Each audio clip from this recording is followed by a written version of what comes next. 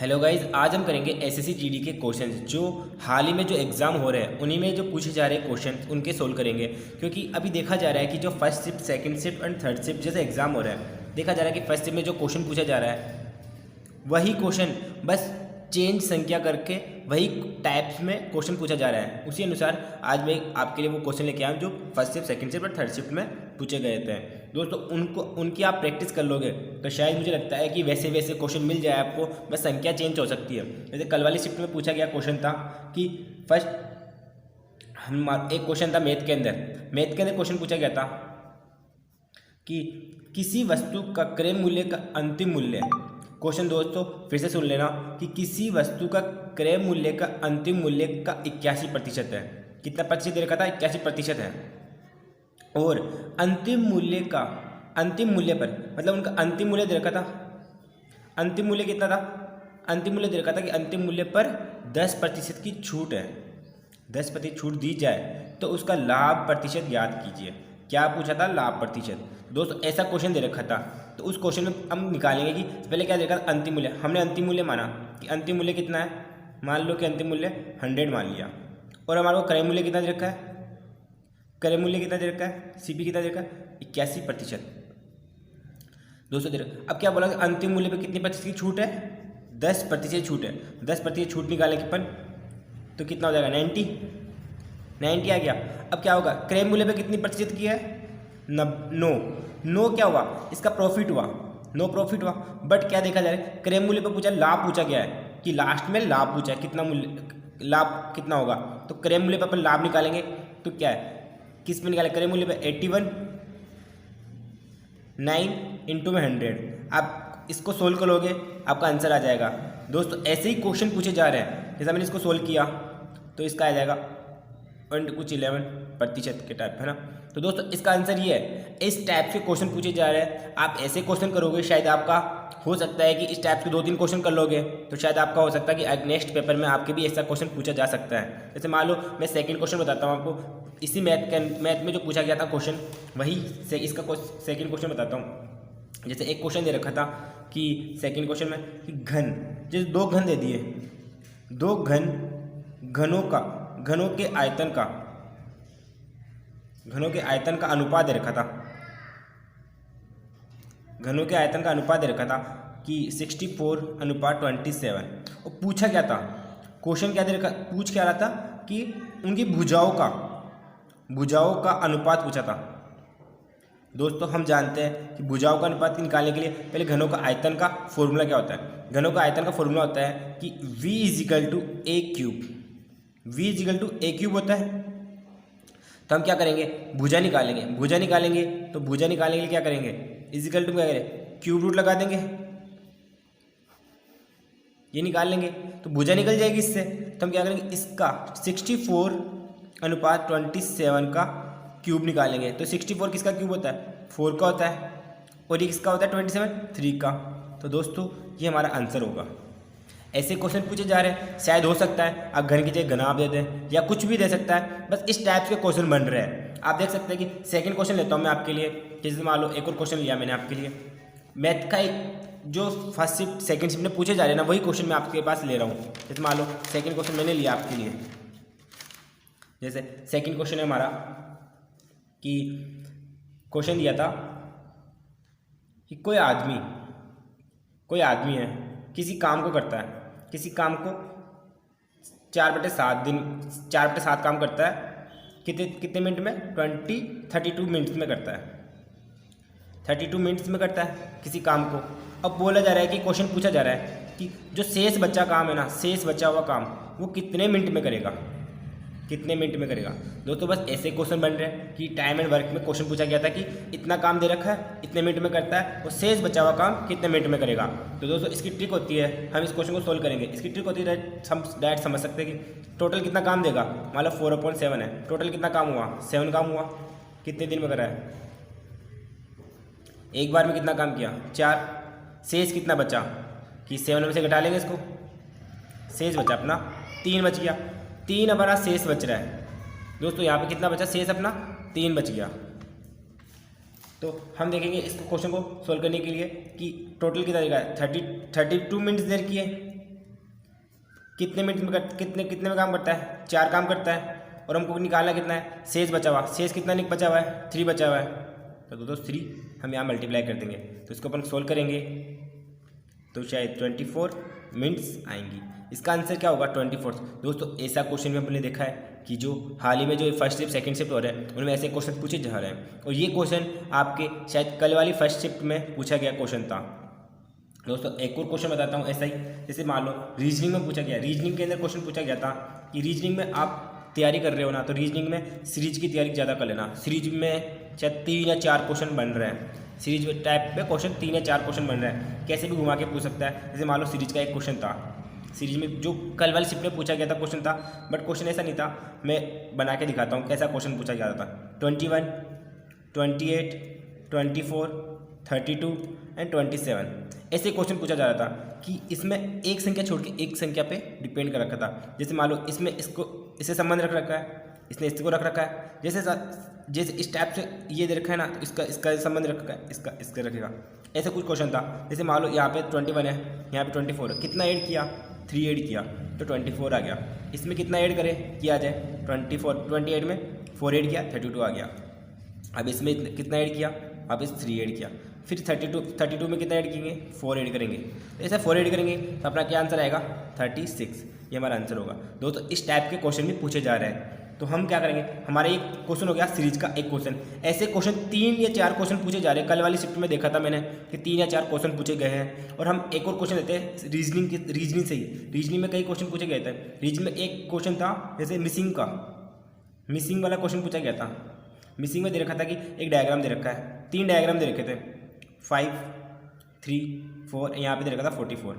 ऐसे एक और डायग्राम दे रखा था 2, 4, 3 एंड 17। और यहाँ दे रखा था लास्ट में डायग्राम कि 5, 6 और 2 और क्वेश्चन मार्क बीच में दे रखा था। दोस्तों ऐसे भी क्वेश्चन पूछा जा रहा है कि मिसिंग वाले यहाँ पे क्वेश्चन मार्क आ जाएगा, आपको इसको सोल्व करना पड़ेगा। संबंध देखना है कि ये कैसे 44 आ रहा है। तो हम क्या करेंगे, इस क्वेश्चन को सोल्व करते हैं। मान लो 5 का स्क्वायर कितना होता है, 25 होता है। 4 का स्क्वायर कितना होगा, 16 होगा। इन दोनों को ऐड करें, इनको ऐड किया 41 में 3 ऐड करेंगे तो शायद 44 हो रहा है, हो गया 44। इसी अनुसार इसका स्क्वायर निकालेंगे, 2 का स्क्वायर निकाला 4, 3 का स्क्वायर निकाला 9। तो इन दोनों को ऐड किया हमने, ऐड किया तो कितना आया 13, प्लस करेंगे 4 तो कितना हो जाएगा 17। दोस्तों 17 आ गया। अब इस वाले क्वेश्चन को सोल्व करने के लिए इसमें क्वेश्चन मार्क निकालना है, तो मतलब सीरीज सही चल रही है अपनी। इसके अनुसार इसको देखेंगे कि 5 का स्क्वायर कितना होता है, 25 होता है। 6 का स्क्वायर कितना होता है, 36 होता है। इन दोनों को ऐड करेंगे, ऐड किया अपन ने तो ये हो गया 6। अब 2 ऐड करेंगे, इसमें 2 ऐड किया तो हमारा आंसर आया 63।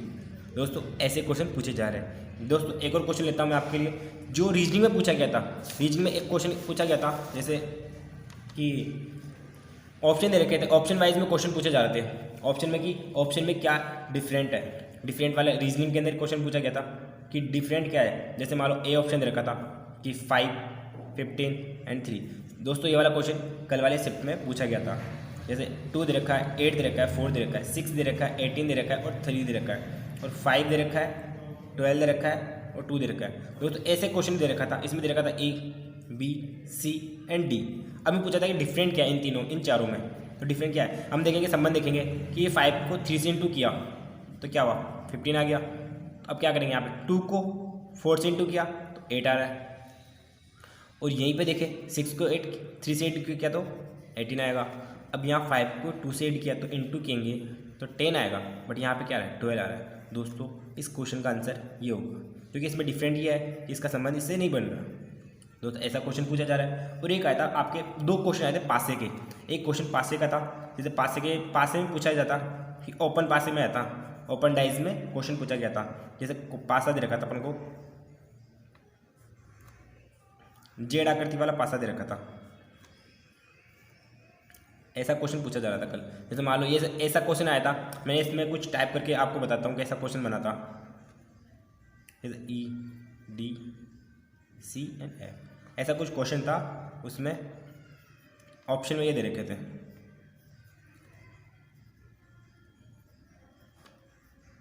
जैसे मान लो ये वाला क्वेश्चन बन गया, यहाँ पे ई,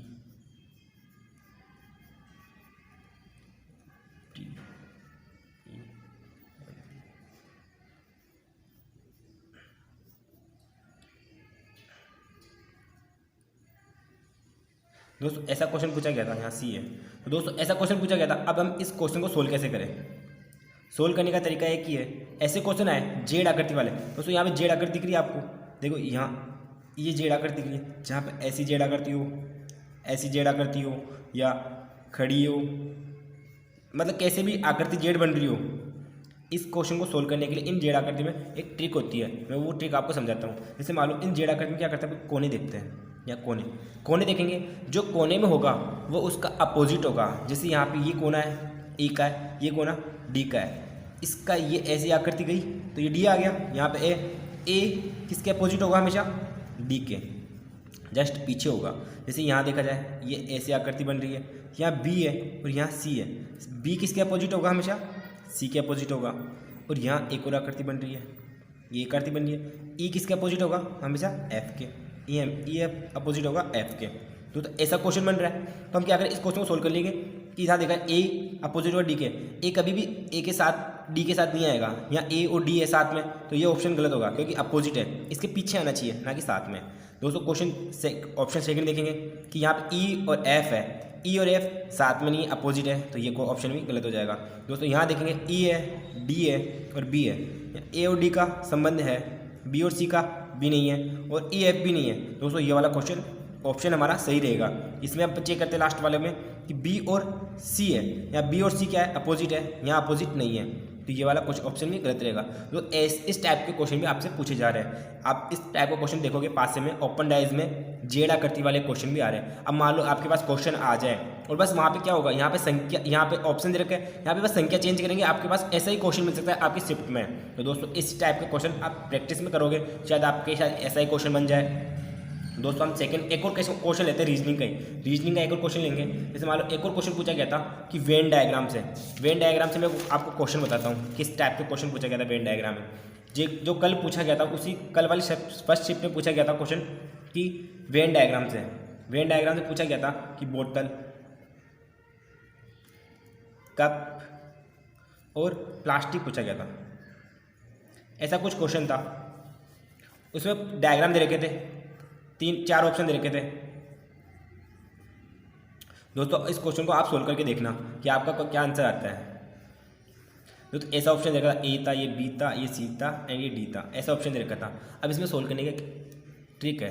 दोस्तों क्वेश्चन आप पढ़ोगे कि क्या किससे संबंध रख रहा है, क्या किसी न किसी ने संबंध रखेगा। ये जैसे मान लो प्लास्टिक है, प्लास्टिक होती है, प्लास्टिक से क्या बना सकते हैं अपन, कप बना सकते हैं, प्लास्टिक से कप बनते हैं, कुछ ना कुछ प्लास्टिक से अपन क्या बनाएंगे, कोई कप बना लेंगे, यहाँ पे कुछ प्लास्टिक से कप बन जाएंगे, और कुछ प्लास्टिक से ही अपन क्या बनाएंगे, बोतल बना सकते हैं। तो दोस्तों ये डायग्राम इस क्वेश्चन के लिए सही रहेगा, तो ये वाला डायग्राम इस क्वेश्चन के लिए राइट है, इसका आंसर ये रहेगा।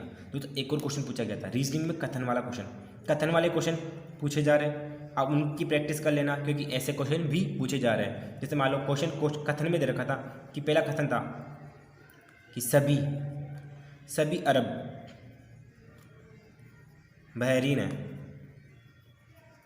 और दूसरा ऑप्शन दे रखा था सभी बहरीन चीन है।